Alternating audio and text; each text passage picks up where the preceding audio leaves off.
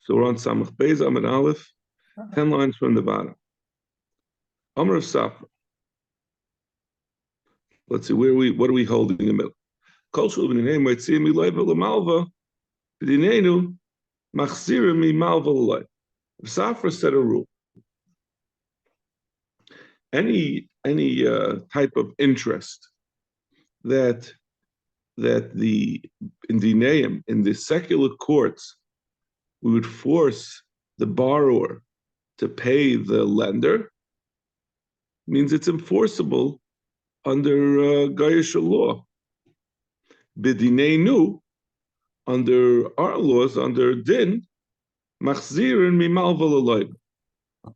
Seems to say is that we would then, if such interest was paid, enforceable interest was paid, we would make the malva give it back to the loy. Ribis is a din hashava. You have to give it back, which is a machlekes we had brought earlier. Whether ribis is there's a din hashava on ribis da'iraisa. He's saying if it's enforceable in Gaisha courts, then there is a din hashava from the malva to the loy. Kol she'ilu, on the other hand, kol she'ilu b'dineim ein meitzian mi loiva l'malva. Anything that's not enforceable from the loiva to the malva, meaning any interest that a Gaisha court would not enforce, if he does pay such a ribis, such an interest, there's no din of hashav on it. Amalei Abai Rabbi Yosef, Abai said to Rabbi Yosef, Klalu, is this correct? Is it true what you say? Farisa b'sa. So what's sabasa? Let's review again what sabasa is. Sabasa is where Ruvain borrows from Shimon 100. He buys 100 pounds. He borrows 100 pounds of potatoes, and then 6 months later he pays him back 100 pounds of potatoes. So if the 100 pounds of potatoes went up from $100 to $120, so when he gives back the 100 pounds of potatoes, he's giving back more than he had originally given. The b'dineim meitzian miloiva l'malva. That is certainly an enforceable loan. The payment of the $120 worth of potatoes at the end of the 6 months.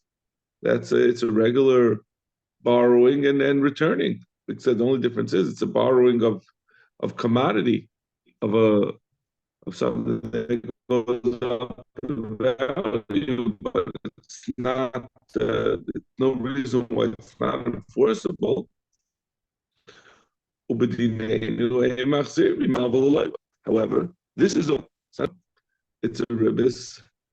It's not certainly not ksutza because we don't know how much it's going to go up. Ksutza means the raisa dika din of ribis is when you know specifically how much the interest is. So therefore, it's not something that l'chol days, right? The machlok is about whether there's a din hashava on ribis, whether the lender has to return whatever ribis he got. Good morning. I have no voice. Was I complaining to you about this last night? A little bit. I knew this was going to happen. You read it again, at least. It doesn't help me. It's beautiful. Okay. We're on the Samach Beis Amid Aleph, 10 lines from the bottom. Samach Beis Amid Aleph, 10 lines from the bottom. Yeah. Learning slowly today. No, because but what we're talking about here is if Safra set a rule that any interest payment that's enforceable in Gaisha courts, there's our Bezdin will if someone pays such a ribis, our Bezdin will take it back from the Malva and like the Malva return the money. So if it's a ribis payment that's originally enforceable in Gaisha court, it then and someone pays such a ribis, the Malva has to give it back. Bezdin's going to take it away from him. 2 years then? 2 years, yeah. This is just, there's no Gaisha court here. We're just saying if it were enforceable, if it meets that rule, then we would, and the person pays it, then Bezdin will take it away from it. So for Gemara, saw when someone is this always true? We know there's a din of ribis on a saw. If someone lends a commodity to his friend and he pays it back later, if a woman goes to her neighbor and she says, "Lend me a carton of eggs," and then 6 months later she pays back a carton of eggs, since the new carton of eggs very likely is going to cost $1 more. So therefore, the Chacham say, "Midrabanan, we treat that as ribis, even though it's not ribis ktutz, it's not ribis deraisa, because you didn't know how much ribis you're going to get at the end. It's variable, but even so, the Chacham don't allow. But it's only the Rabbanan. The machlokes about whether we had a machlokes before, whether ribis can be taken away if there's a din hashava, you have to take away the ribis that the malva got. That's only on ribis deraisa, not on ribis derabanan. So that's what we're up to. But klalu, is it true that every time you have an enforceable ribis midaraisa, good morning, that every time there's an enforceable ribis deraisa, it's going to be taken away from the malva. It is enforceable in Gaisha court. It's a regular loan of a dozen eggs. That obviously there's nothing unusual about that. Why wouldn't they enforce? But there's no din of hashava that we're going to say force the malva to return it, because it's only the ribis d'rabbanan.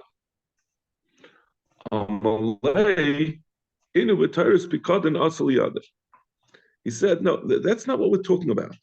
It's true that you wouldn't force the malva in that case to take it, but what we're saying that b'dinehem, that any ribis that's enforceable in their courts, this is not a ribis that's enforceable in their courts. This is just a regular loan of a commodity. Someone borrowed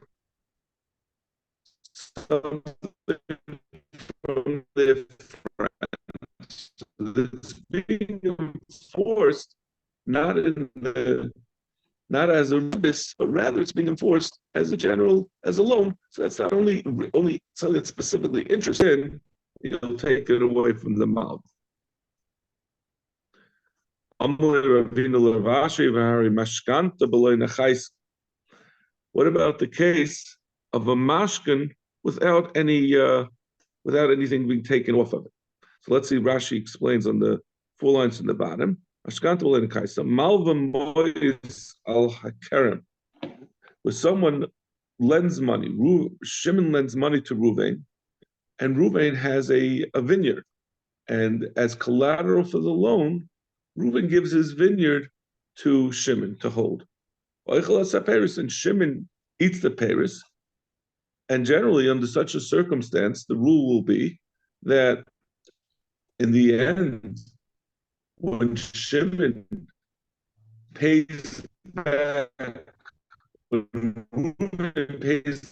Shimon, right? Shimon gave the collateral of his vineyard to Shimon at the end. He's going to reduce the amount that he pays him back. He's going to be menaka from the payment, the amount that Shimon has eaten from the vineyard.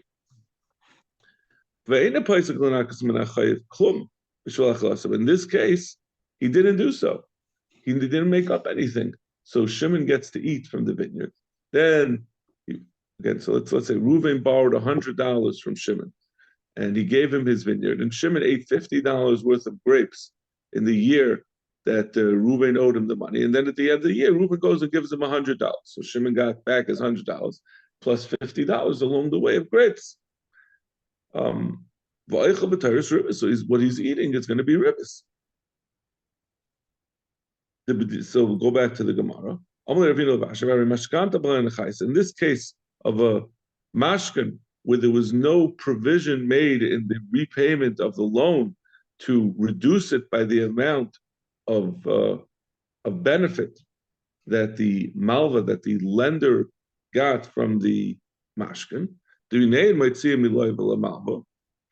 we would certainly, this is not cognizable in the Goyish courts as ribbis, and even if it was, I don't know if they would have a problem with it, but it's certainly enforceable in Goyish courts, and they wouldn't care that you were eating from the mashkin the whole time.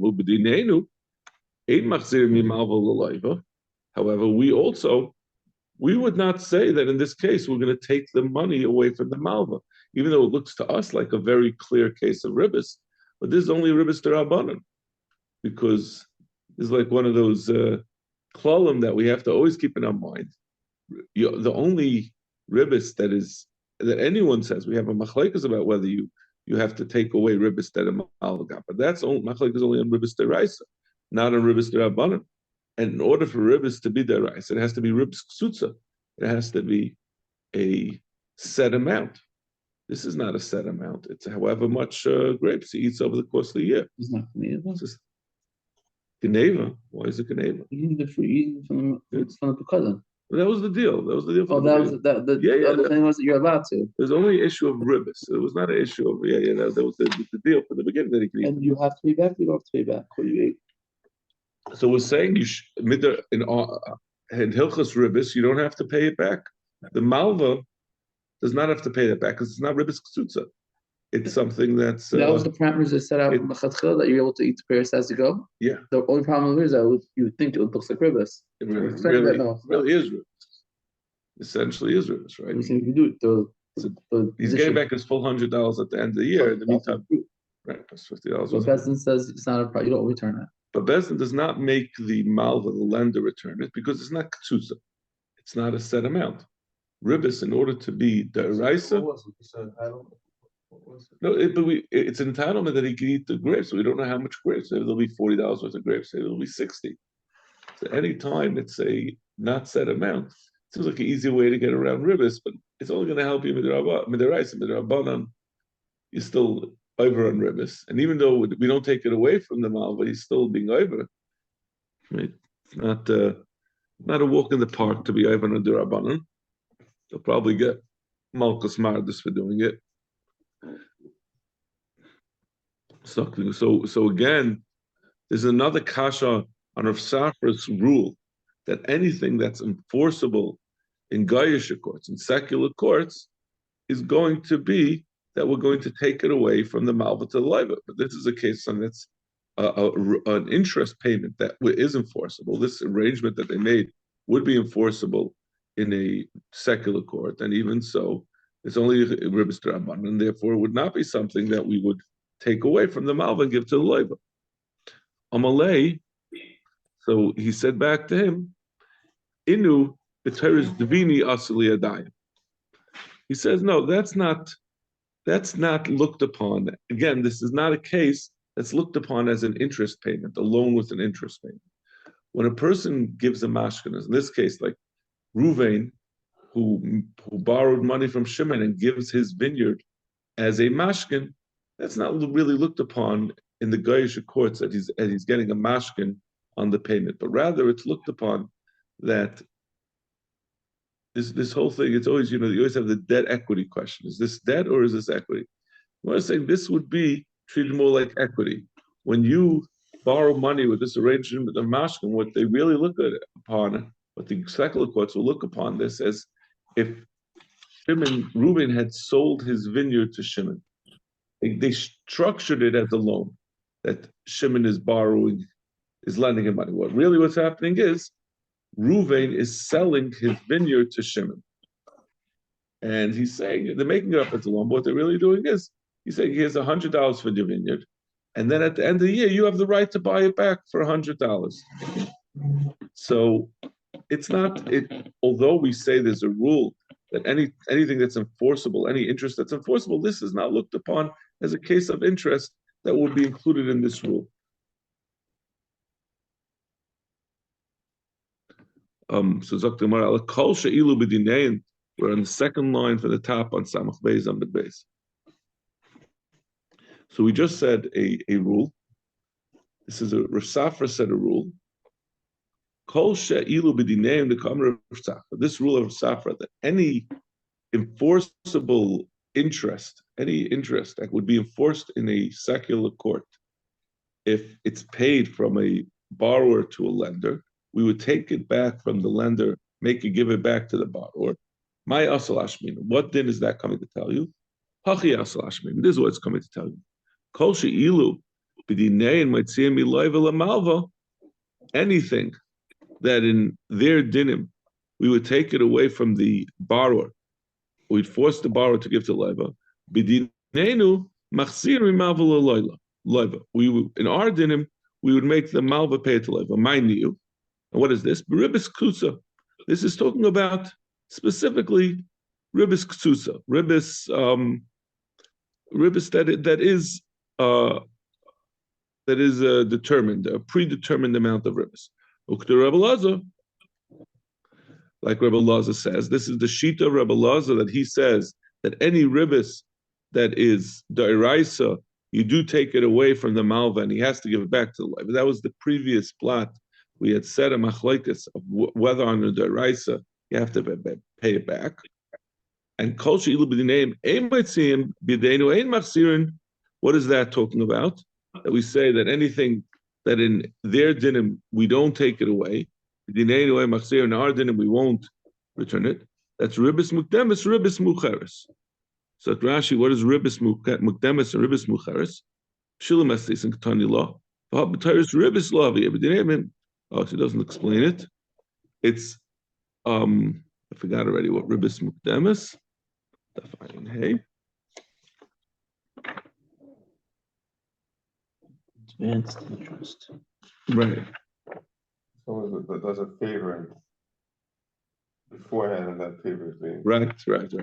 That's what it is. If someone doesn't, he says like Rafal said, if someone has an amount of ribis and he pays in advance, he gives someone a gift, and then afterwards he lends him money. So it's not technically ribis because the matana is not directly linked to the loan, or if he gives them a matana afterwards, which is why you always have to be very careful with people you lend money to. So that's ribis derabanan. It still is ribis derabanan. So if someone lends you $100 and you say, oh, by the way, you want an apple, the problem of ribis mucharis that you're paying ribis afterwards.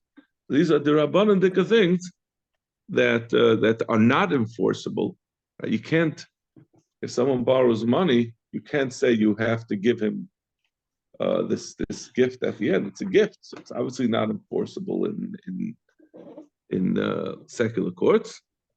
So the thing is, those are the examples of Rav Safra that it's ein meitzin b'dinei, ein meitzin b'dinei. We won't take it away from the malva if he receives such a type of ribs.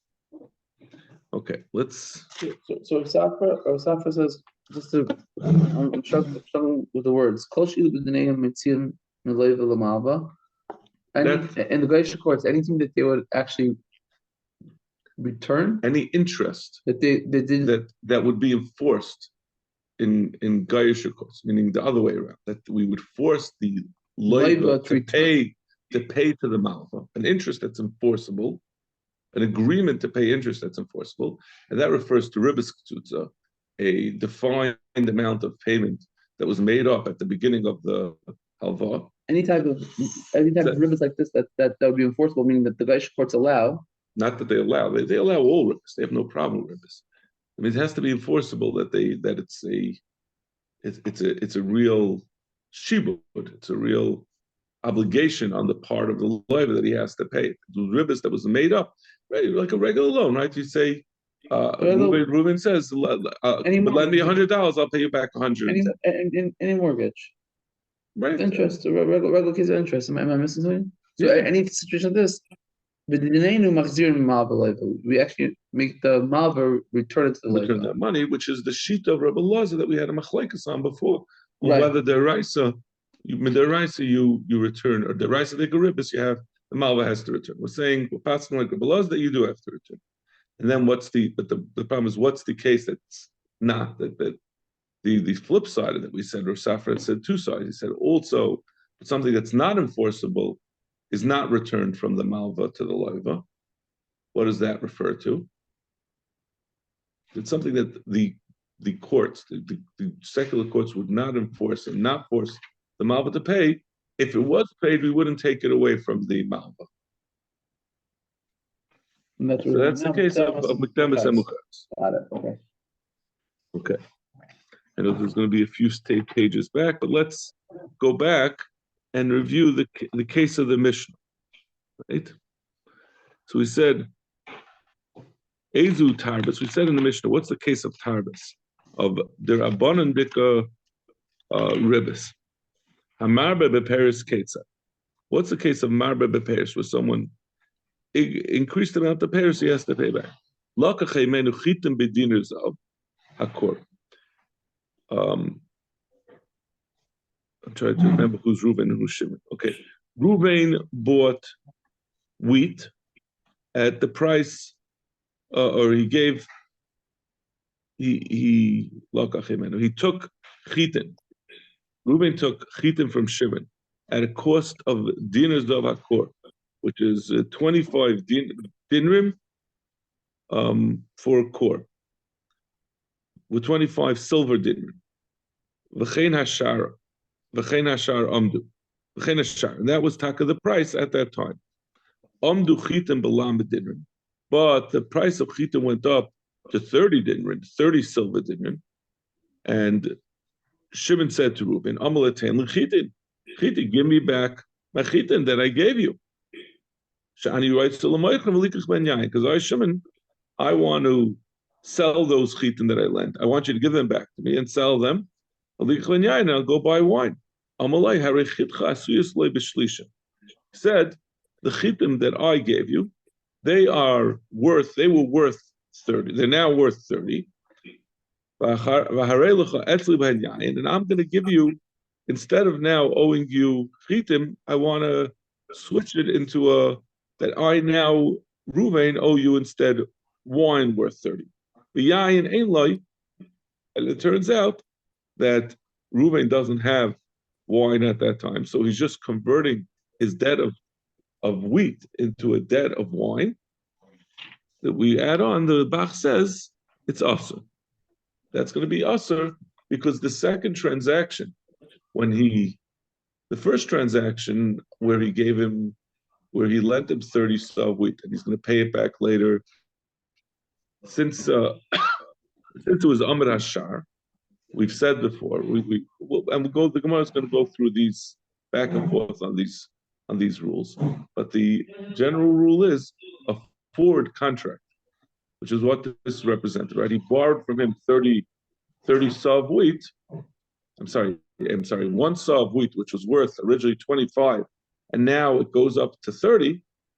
That should be ribis, because he's getting back more than what he had given. Borrowed or he bought? Borrowed.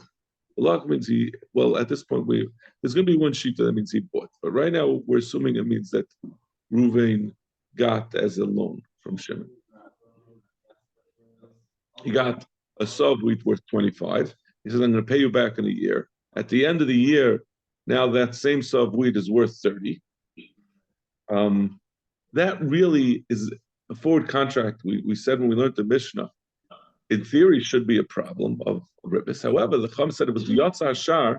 Once there was a value of the wheat, once there was a set value that was set at the time that the wheat was originally borrowed, it doesn't make a difference that it goes up later, because the person who borrowed it, Reuben, could really have just sold the wheat.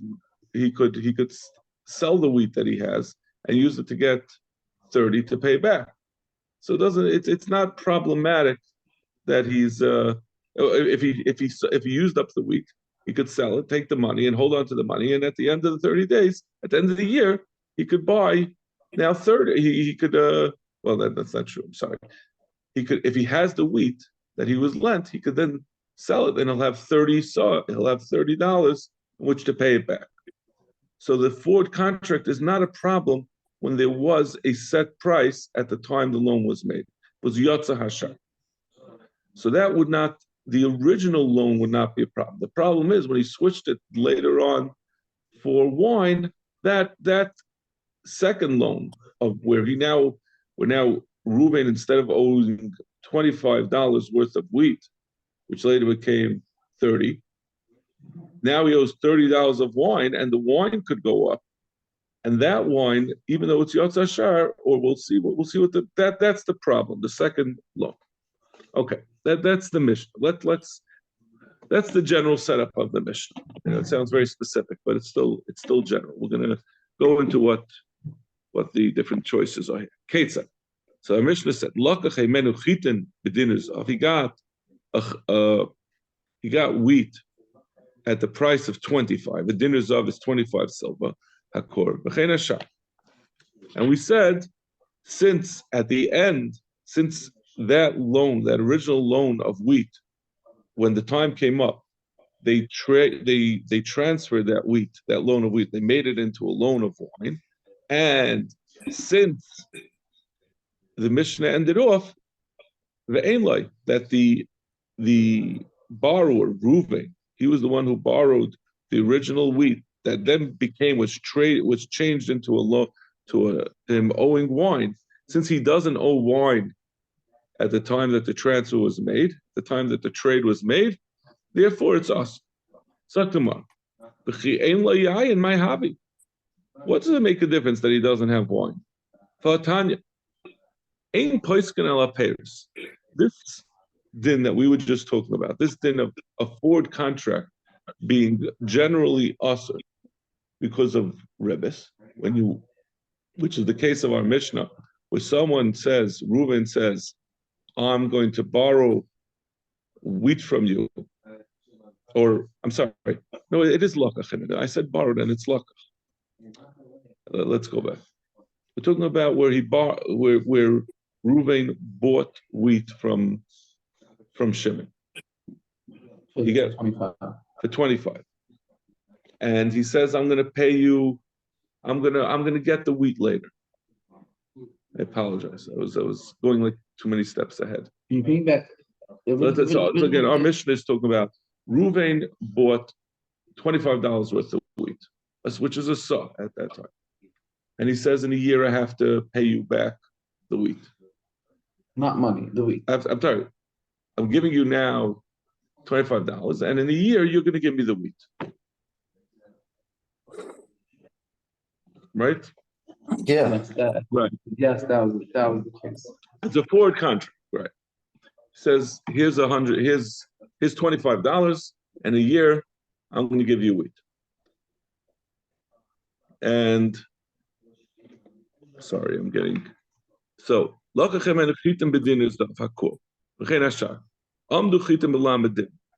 end of this time, when it comes time to provide for Shimon to provide the wheat, and Reuben says, "Listen, I want my chitim because I want to go and sell them. I paid for wheat. I want to sell them to buy wine." And he said, "Said that the price that chitim that I'm supposed to give you is now worth 30. I can't really pay I can't pay the wheat right now."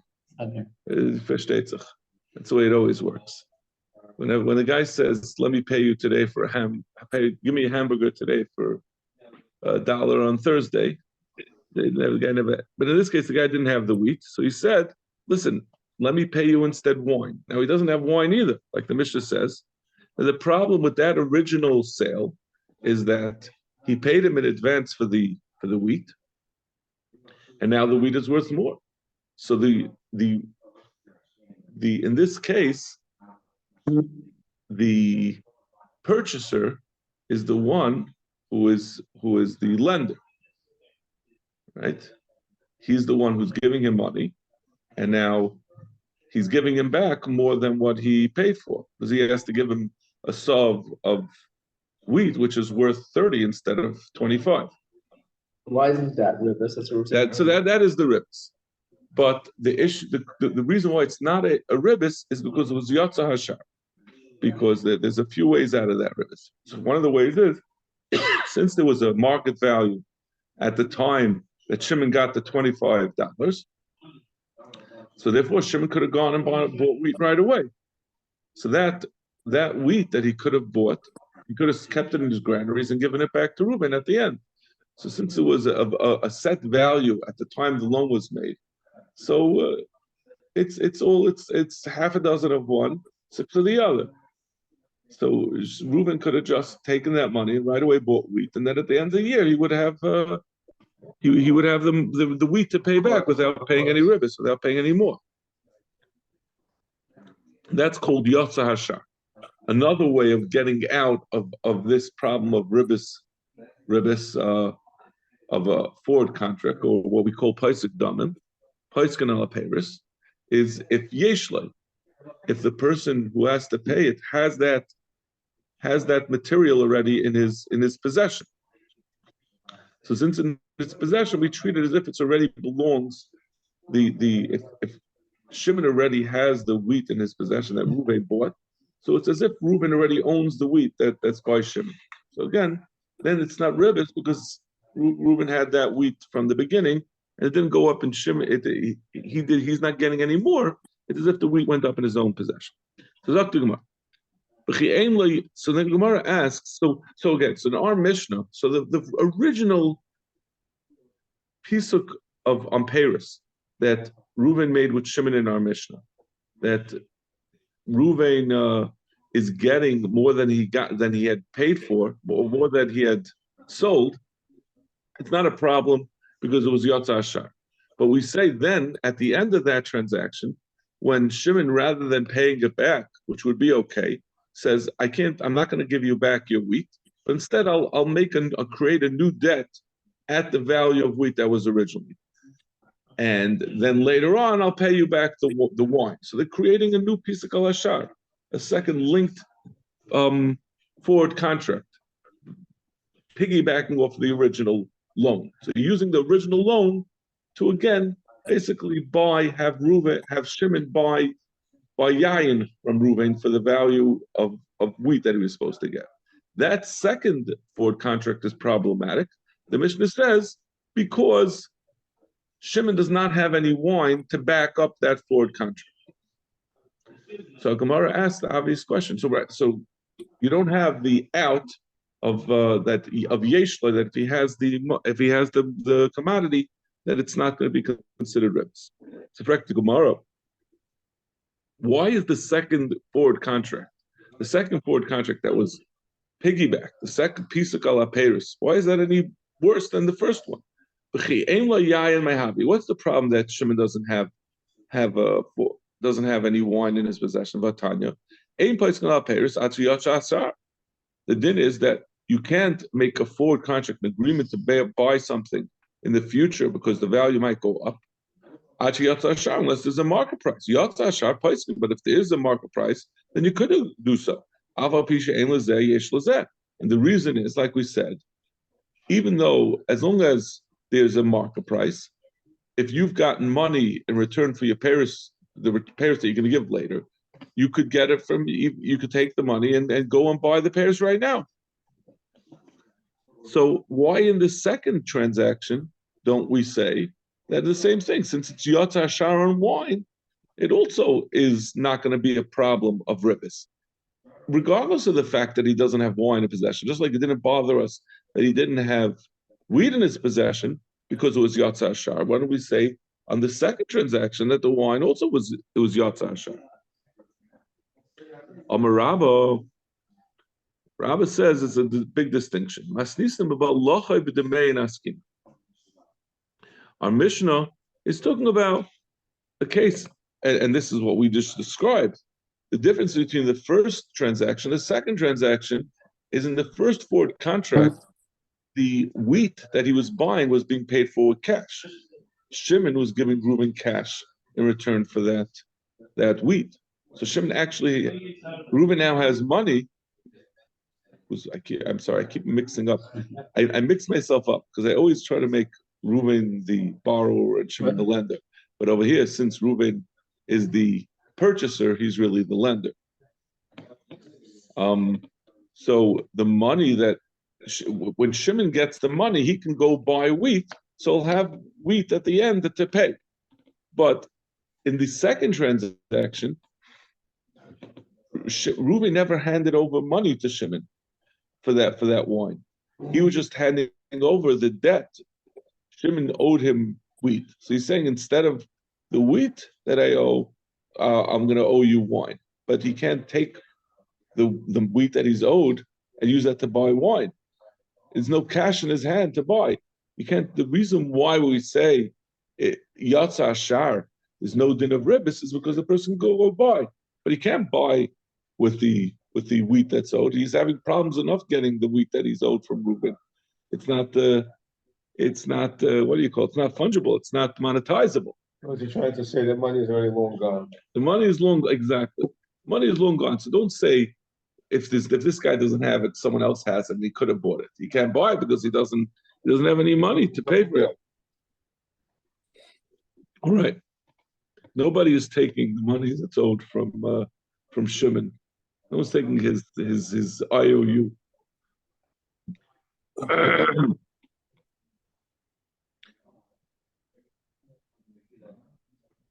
Ukidetanya. We have a brisa that says that although Yatsa Shar gets you out of the problem with a forward contract, where he got money, that's not the case where he just has a chayv. Ruvain owed Shimon $100.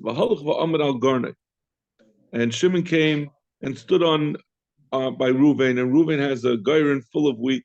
And he said, give me back the money that you owe me, because I want to buy chitin. He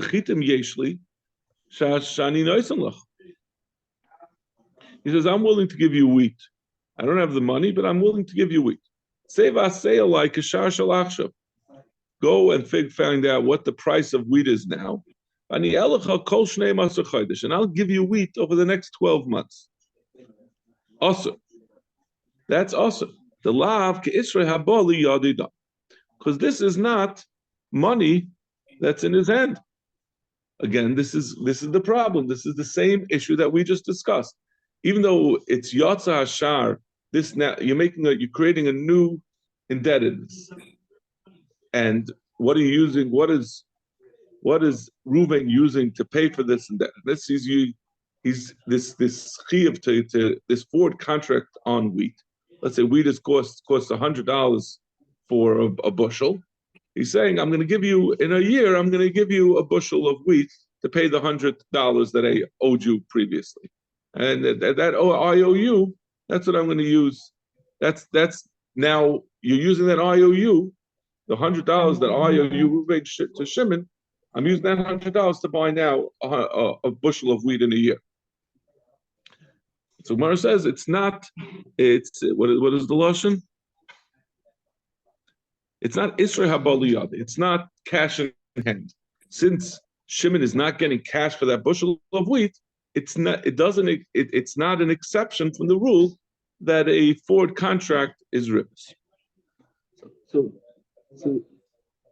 the second, so the original. In this case of the Brisa, yeah. So Reuben and Shimon against Reuben. So Reuben borrowed $100 from Shimon. A year is up. Shimon says, "Where's my money?" Reuben says, "I ain't got money. I have a grain. I have a granary full of wheat. I'll give you, and I'm not even going to give you a granary full of wheat right now. I'm not giving you wheat. I'm going to give you in a year. I'm going to give you a bushel of wheat, which is now $100 worth a bushel of wheat, which is essentially he's buying a bushel of wheat from Shimon is buying a bushel of wheat from Reuben that he's going to deliver in a year with using the IOU. He's saying here's my note of $100 that Shimon says, here's your note.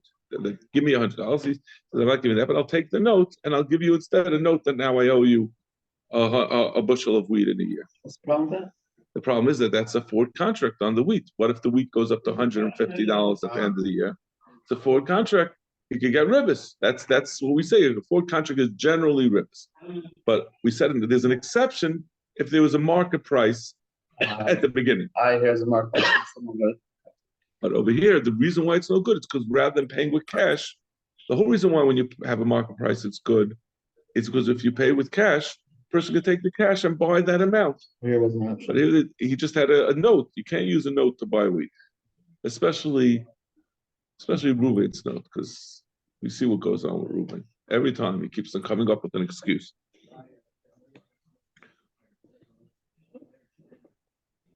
So Amalei Abaya. Either like Israel Habali Yadai. The Gemara says, if we're talking over here, the problem in our Mishnah, the reason why this forward contract is going to be ribbis, is in spite of the fact that it was Yotza Hashar, is because it wasn't paid for with cash, but rather was paid for with an IOU. My area ain't like. Why do we say in the Mishnah the reason why it doesn't work is because the person in our Mishnah who's giving the IOU is unfortunately due to my mixing up the people. It's Reuven is the one holding the IOU, and Shimon is the one who's paying it.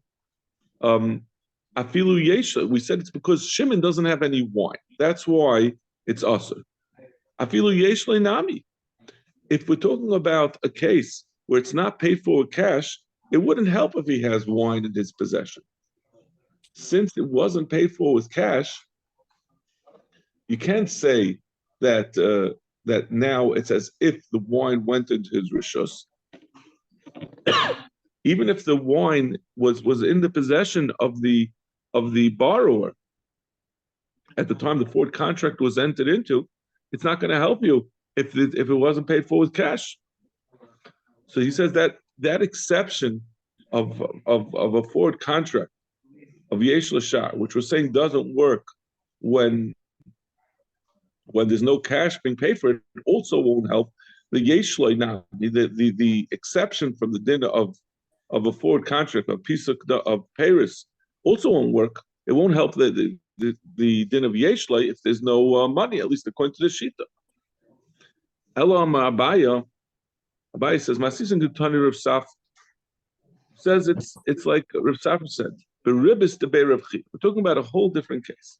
We're talking about the ribbis of Rav Chia. The Tani Rav Saf ribbis de Rav Chia. Yesh Dvarim Shehem Mutarim Vasurim B'nei Haramas ribbis. There are things that really would be mutter. Even with the Rabbanon, they should be mutter. We wouldn't treat it as ribbis, but they're also because they appear to be ribbis. Ketza. Amaloi Halveini Mon. Reuven says to Shimon, lend me a man. Amalei mana ainli chitin b'mana yeshli. He said to him, I don't have a mana, but I've got chitin that I can lend you that are worth $100. And I'll give you the chitin instead of mana. Nasan lechitin b'mana. He gave him $100 worth of chitin. I'm sorry, the mana is a dinner, so it's 25. So with 25 silver coins. Then immediately, Shimon, who had said he doesn't have any money to lend Reuben, after he lent him $25 worth of wheat, he turns around and says, you know what, I'll buy the wheat that I just lent you, even though I said I don't have any money. I got $24 to buy the wheat back from you immediately. So now the original lender has $24, but he still owes $25 to Shimon, because the original loan is still there, even though he bought it back from him. It doesn't have anything to do with the loan. Mutter, so it's mutter, because these are two separate transactions. The sale after the loan is not related. Reuben could have said, no, I'm not going to sell it to you for 24. 24 is less than its current value. Its value is 25. But it happens to be Reuben was desperate for money, so instead of going around looking to sell someone for 24, or for 25, he sold it. He took the quick cash. But also laskim neharamas ribs. But you can't do this because it certainly appears like ribs, right? All of a sudden, somehow, this guy, a minute ago, Reuben had nothing. Now all he has $24, and he owes him 25. Looks like ribs to me. So that means when they give him 24, he doesn't owe him the 25th anymore? That's it? Transaction's done? It was a sale. No. Reuben still owes him the full 25. He has $24 in his hand, right? He just sold the wheat for 24. So he has $24 in his hand, but he owes Shimon the original 25 that he had borrowed. the $25 worth of wheat. He still owes it to me. He still has to pay it to him. I'm saying he doesn't have what happened. Ruvain borrowed $25 worth of wheat from Shimon. As soon as he borrowed the $25 worth of wheat, Shimon said, "I'll buy those $25 worth of wheat for 24." And Shimon, as a sale, as a final sale. Okay. But it doesn't affect the original loan. The original loan is still $25 worth of wheat. In other words, if it's a final sale, he would not own that extra dollar. Who? Ruvain? He would not owe Reuben that. No, Shimon. Yeah. It's just a sale.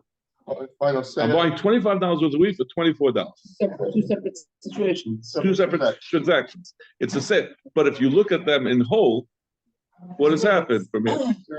You $25. lent 25 and you lent $24 for $25. Right, exactly. So, but since the two things are not linked, there was nothing forcing Reuven to sell the wheat On the Shimon for $24. He could have gone into the marketplace and sold it for someone for 24. Then it certainly wouldn't be ribbis. It's his own financial mismanagement. But since it looks like ribbis, so therefore it would be usher, else it has the appearance of ribbis. So